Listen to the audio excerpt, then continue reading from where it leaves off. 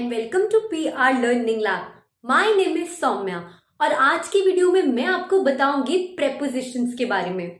तो हम जिन प्रेपोजिशंस को आज डिस्कस करेंगे वो है ऑन, एट और इन। पर उससे पहले अगर आपने अभी तक हमारे चैनल को सब्सक्राइब नहीं किया है तो please hit the subscribe button. और अगर आपने इस वीडियो सीरीज की कोई भी वीडियो मिस कर दी है तो उनका लिंक आपको डिस्क्रिप्शन बॉक्स में मिल जाएगा।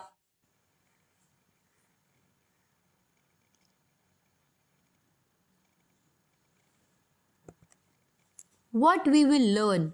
What are prepositions? Explanation and use of on, at and in as prepositions of time and place. तो आइए अपना लेसन शुरू करते हैं। Prepositions. A preposition is a word or group of words used before a noun, pronoun or noun phrase to show direction, time, place, location, spatial relationships or to introduce an object.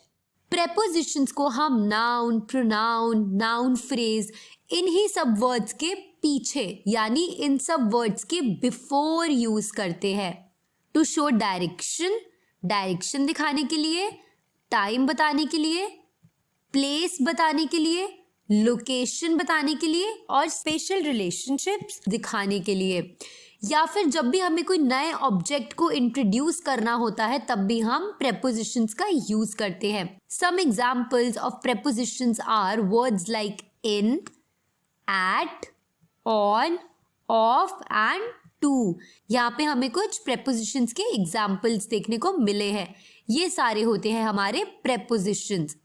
It usually tells where or when something is in relation to something else. Prepositions हमें एक चीज के बारे में बताते हैं दूसरी चीज के रिलेशन के मुताबिक। When something is in relation to something else, एक चीज का रिलेशन एक दूसरी चीज के साथ, ये हमें बताते हैं prepositions। सबसे पहले हम बात करेंगे preposition of time. Preposition of time हमें आंसर देता है व्हेन का, कि कोई भी चीज कब हुई है, किस समय हुई है, वो हमें प्रेपोजिशन ऑफ टाइम बताते हैं। They are used to help indicate when something happened, happens और will happen. Prepositions of time indicate करते हैं, वो हमें बताते हैं कि कब कोई चीज हुई थी, हुई है या फिर इन फ्यूचर में होगी।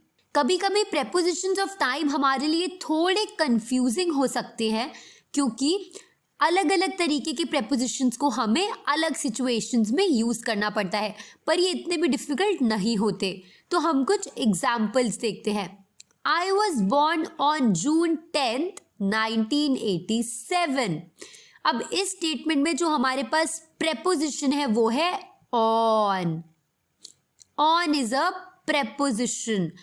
अब आप देखेंगे कि ये जो प्रेपोजिशन है ये एक डेट से पहले यूज हुआ है जो कि है जून 10th 1987। इससे पहले हमने यहाँ पर ऑन प्रेपोजिशन का यूज किया है, पर हमने यहाँ पे सिर्फ ऑन का यूज ही क्यों किया है?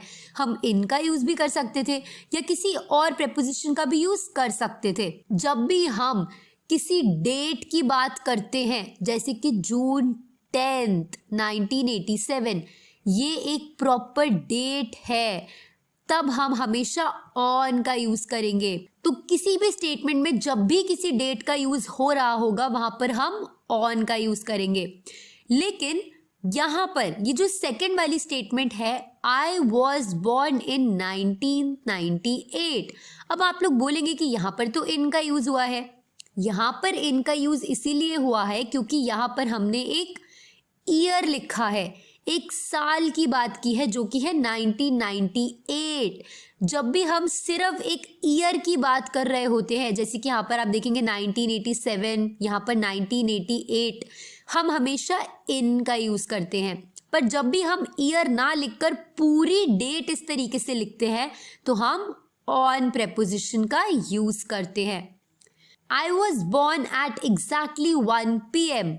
यहाँ पर हमने बात की है टाइम की।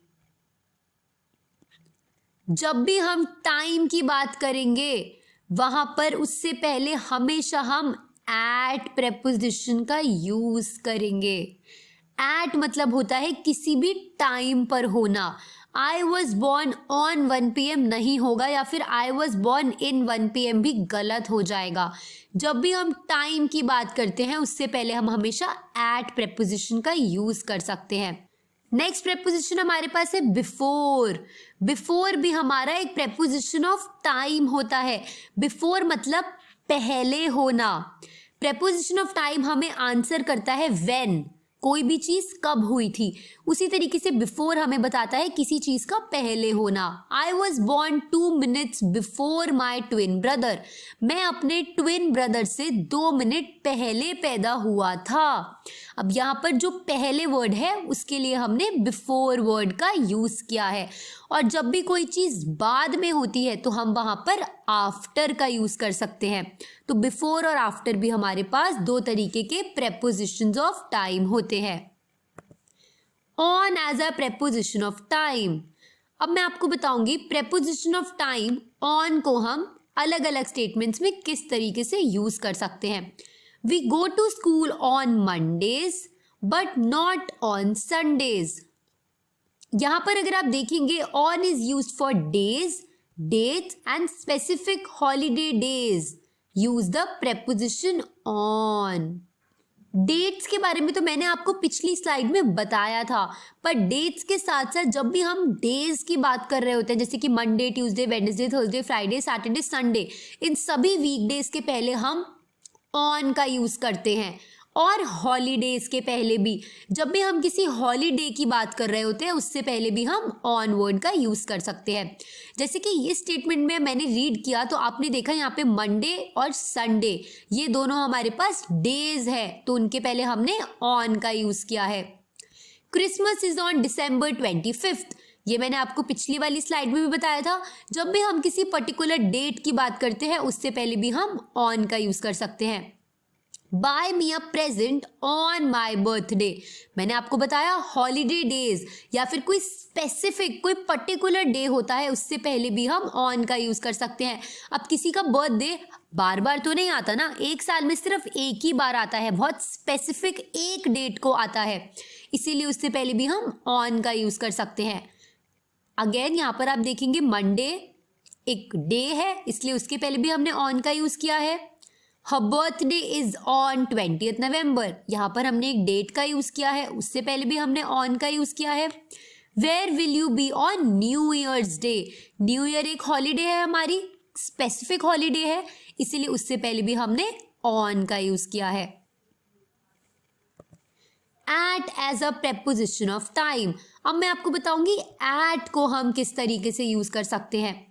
For times, indicators of exception and festivals, use the preposition at. We use it for a precise time. जब भी हम किसी पर्टिकुलर टाइम की बात कर रहे होते हैं, जैसे कि मैंने आपको इस वाली स्लाइड में बताया था at 1 PM, तब हम हमेशा at का यूज कर सकते हैं एक प्रिसाइज टाइम के लिए। या फिर अगर हम कभी फेस्टिवल्स की बात करें या किसी एक्सेप्शन की बात करें तब भी हम at का यूज कर सकते हैं। I have a meeting at 9 PM। यहाँ हमने टाइम की बात करी तो हमने at का यूज किया। The stars shine at night। ये हमारे लिए एक स्पेसिफिक टाइम है, एक प्रिसाइज टाइम कि रात में ही जो स्टार्स है वो शाइन करते हैं। जाना went home at lunch time. वो लंच टाइम के वक्त अपने घर चली जाती है एट लंच टाइम। यहाँ पर एक प्रिसाइज टाइम की बात हो रही है। Families often argue at Christmas time. I work faster at night. Her shift finished at 7 PM. जब हम किसी टाइम की बात कर रहे थे जैसे कि 9 AM, 7 PM, 1 PM, तब भी हम at का यूज कर सकते हैं। या फिर जब भी हम किसी स्पेसिफिक टाइम की, जैसे कि लंच टाइम, ब्रेकफास्ट टाइम या फिर किसी फेस्टिवल का टाइम हो गया, तब भी हम at का यूज ही करते हैं। In as a preposition of time. अब मैं आपको बताऊंगी इन को हम किस तरीके से यूज कर सकते हैं। इनको हम यूज कर सकते हैं मंथ्स के लिए, सीजन्स के लिए, सेंचुरीज के लिए या फिर दिन के टाइम के लिए। आई फर्स्ट मेट जॉन इन 1987। जैसे कि मैंने आपको बताया ईयर के पहले हम हमेशा इन का यूज कर सकते हैं।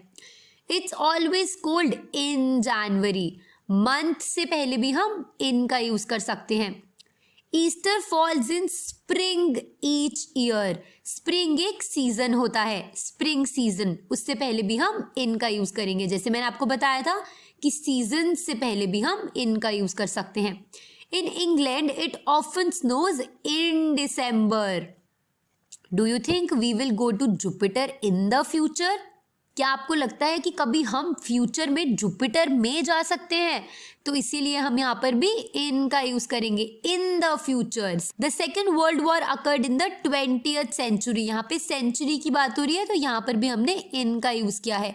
We eat breakfast in the morning, times of the day, in morning, in day time, in the night, वहां पर भी हम इन का यूज कर सकते हैं। अब हम बात करेंगे प्रेपोजिशंस ऑफ प्लेस की।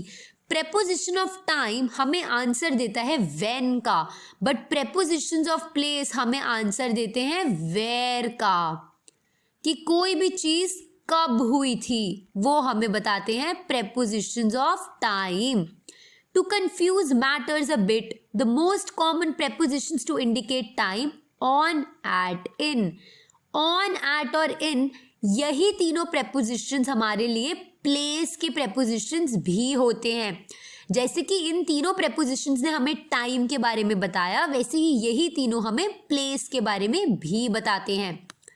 The dogs are in the kennel, अगर मैं प्रेपोजिशन ऑफ प्लेस की बात करूं तो इनका मतलब होता है किसी चीज के अंदर होना। जब भी कोई चीज किसी चीज के अंदर होती है तो उसे हम बोलते हैं इन।